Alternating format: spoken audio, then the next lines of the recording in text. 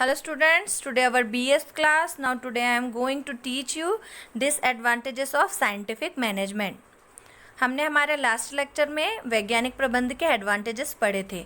अगर कोई भी प्रोसेस हम अपनाते हैं तो उसका एक पॉजिटिव इफेक्ट होता है, देन उसका नेगेटिव होता है. तो अगर एडवांटेजेस हैं तो डिसएडवांटेजेस भी होना स्वाभाविक है. So first disadvantages is reduce the worker to a machine. Scientific management totally based है मशीन और टेक्नोलॉजी पर. अधिक से अधिक मशीनों के आ जाने से, उनके इस्तेमाल से जो हमारे ह्यूमन बींग्स है, जो वर्कर्स हैं, उनका लेबर है वो कम होगा. इसका क्या इफ़ेक्ट पड़ेगा? मशीनों को प्राथमिकता दी जाएगी और एम्प्लॉयज़ और मज़दूर हैं उनको अनदेखा किया जाएगा. Now second disadvantage monotony. It means नीरसता. Repetition of the same performance leads to monotony and kills his initiative and skills.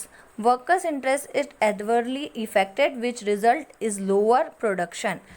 लगातार स्पेशलाइजेशन के कारण व्यक्ति को एक सही काम मिलेगा. दूसरा, मशीनों को प्राथमिकता दी जाएगी, नई नई टेक्नोलॉजी लाई जाएगी, तो वहाँ पर लेबर्स में नीरसता आएगी और वो अपने काम को अच्छे ढंग से नहीं कर पाएंगे. The third one is creation of unemployment. बेरोजगारी की समस्या उत्पन्न होगी.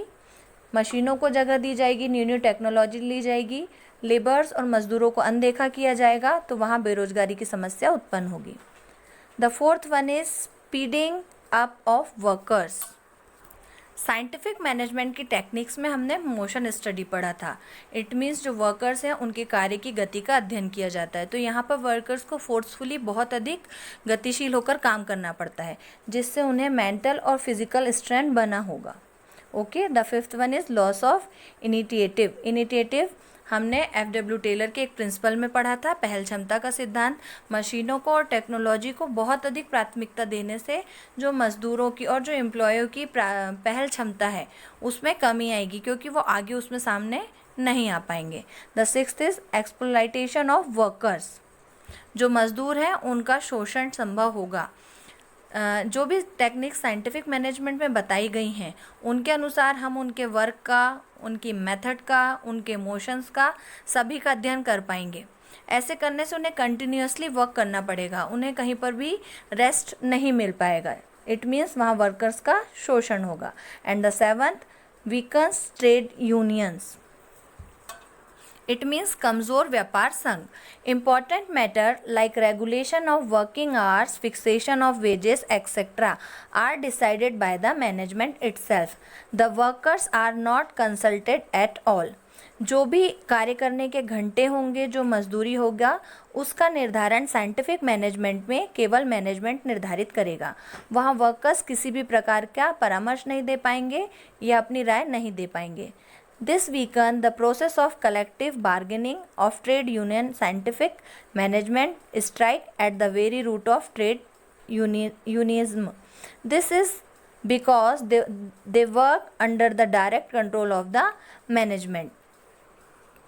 इट मीन्स टोटल वहाँ पर जो भी प्रोसेस होगी उसका निर्धारण मैनेजमेंट के द्वारा ले लिया जाएगा और जो एम्प्लॉयज़ है वहाँ पर वे बार्गेनिंग करने के लिए सक्षम नहीं हो पाएंगे. And the eighth one is undemocratic in nature. Nature में या प्रकृति में अलोकतांत्रिक. The attitude of the bosses is autocratic. The worker operate strictly under their control and guidance. Management के द्वारा जब सारी पॉलिसीज़ निर्धारित कर दी जाएगी तो जो एम्प्लॉयज़ हैं वो अपने मैनेजमेंट के अंदर नियंत्रित और मार्गदर्शित होंगे, वहाँ उनकी कोई भी पहल क्षमता नहीं हो पाएगी. The worker have to obey the order of the boss without giving any suggestion. It is most important कि जो वर्कर्स हैं वो अपने बॉस को या अपने इंचार्ज को किसी भी प्रकार का कोई सजेशन नहीं दे पाएंगे. उन्हें केवल अपने बॉस का ऑर्डर ओबे करना होगा, उसे फॉलो करना होगा. This create a lot of resentment among them. अब जब ऐसी स्थिति होगी कि जो वर्कर्स हैं, एम्प्लॉयज़ हैं, अपना कोई भी सजेशन नहीं दे पा रहे हैं, अपनी प्रॉब्लम नहीं बता पा रहे हैं, तो यहाँ मैनेजमेंट और एम्प्लॉयज़ दोनों के बीच में डिस्प्यूट की स्थिति निर्मित होगी और वहाँ वो हेल्थी एटमॉस्फेयर वर्क के लिए निर्मित नहीं हो पाएगा. Okay, this are the point of disadvantages of scientific management. I hope you all understand. Thank you.